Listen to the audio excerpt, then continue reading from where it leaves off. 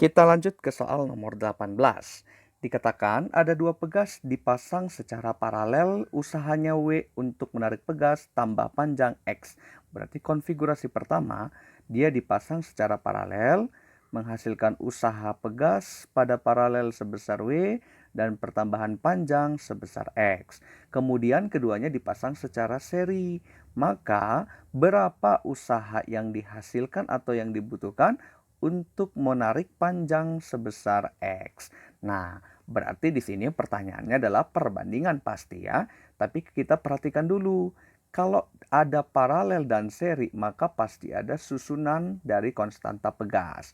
Kalau paralel, ingat adik-adik, teman-teman, yaitu bercabang seperti ini ya. Nah, jadi ini K1, ini K2 sama-sama K. Tapi kalau seri, dia garis lurus seperti ini. Nah, identik ya tadi, makanya ini K1, ini K2 sama-sama K. Nah, untuk menariknya menghasilkan energi pegas, maka energi pegas atau usaha itu sama dengan energi potensial pegas. Maka usaha itu akan sama dengan energi potensial pada pegas. Yang mana rumusnya? Ayo, W sama dengan setengah K kali delta X kuadrat. Jadi usaha sama dengan setengah K kali delta X kuadrat. Inilah pertambahan panjang. Tapi lihat, dari soalnya dikatakan apa? Bahwa X-nya sama-sama X ya. Berarti kita perbandingan antara W dengan K. Menjadi seperti ini. Maka diperoleh W seri per W paralel sama dengan K seri per K paralel. Nah, kita kembali lagi ke susunan pegasnya. Di situ coba kita perhatikan bahwa ini paralel, berarti K paralel diapain? Langsung dijumlah. K tambah K menjadi 2K. Kalau seri gimana? Kalau seri 1 per. Ingat ya, jangan tertukar. Maka nanti kalau diselesaikan ini, kita mencari KS-nya menjadi K per 2. Oke, lalu kita masukinlah ke rumus yang ada di situ perbandingannya ya. Maka diperoleh W seri yang ditanya sama dengan W paralelnya kita pindahin ke kanan, kita kali silang ya. K serinya K per 2, K paralelnya 2K. K-nya dicoret, lalu setengah dibagi 2, 1/4, berarti 1/4 W. Atau kalau mau sesuai dengan opsi jawaban, yaitu W per 4. Nah, maka jawaban yang tepat adalah yang A. Gitu ya. Oke, ini rumus dasar yang digunakan. Nah, sekarang kita lanjutkan ke soal berikutnya. Nomor 18.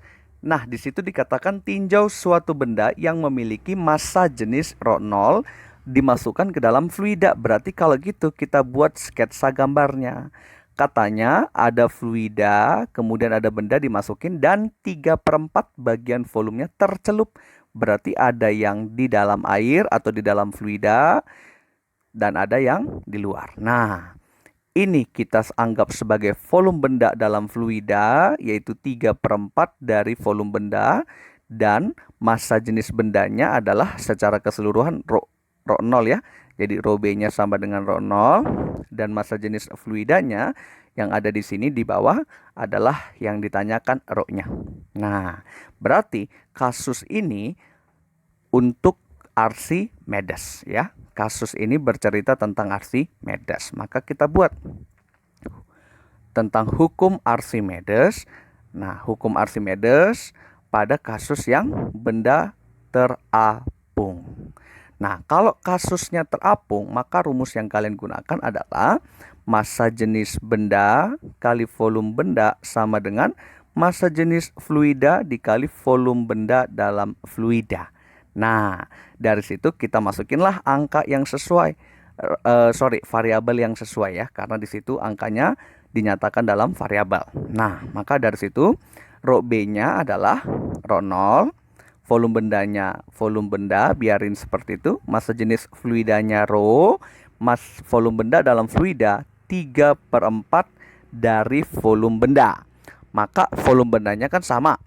Lalu kita coret, kemudian yang ditanya ρ, berarti kita kali silang ya. Ini naikin ke sini, ini turunin ke bawah. Jadi 4/3 kali rho.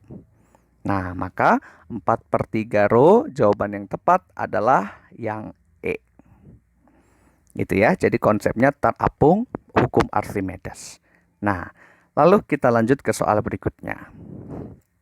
Nomor 20. Nah, pada soal ini ada gelombang transversal menjalar dengan laju V pada sebuah tali memiliki tegangan T. Berapa tegangan tali supaya lajunya adalah 2V/3? Nah, berarti ini tentang apa? Hukum Melde.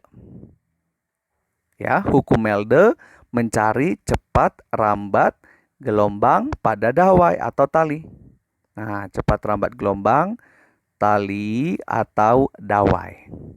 Ya, ini kelas 11. Lalu kita lihat persamaan yang dipakai apa?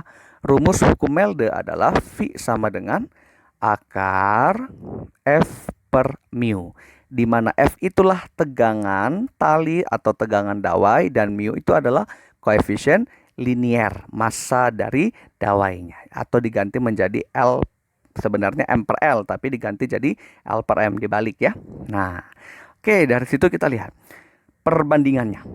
Nah, katanya saat nilai lajunya adalah V, tegangan talinya T. Sekarang berapa nilai tegangan tali saat lajunya 2V/3? Berarti kita hanya mengambil hubungan antara V dengan F, yaitu sebanding akar F. Gitu ya, karena mu-nya kan tetap talinya sejenis ya, berarti sama. Maka langsung aja. Kalau gitu, artinya apa? Ya udah 2V ya, kesimpulannya 2V/3 ini sebagai V2 dibagi dengan V sebagai V1 sama dengan, nah, karena akarnya sama, maka kita keluarin seperti ini jadinya. Yaitu apa? Inilah yang ditanya F2 dan ini F1-nya yaitu T. Gitu ya. Berarti V-nya sama, kita coret. 2/3 dibagi 1 tetap 2/3. Lalu kita kuadratkan supaya hilang akar yang di ruas kanan. Berarti F2/T. Maka dari situ ini 4 ya kan? 3 kuadrat 9. Lalu kali silang, pindahin T-nya. Berarti jadi 4/9 T. Maka nilai tegangan tali haruslah 4/9 T. Supaya bisa kecepatan atau kelajuannya bernilai 2V/3. Udah, jawabannya 4/9 T. Yaitu yang E. Oke ya.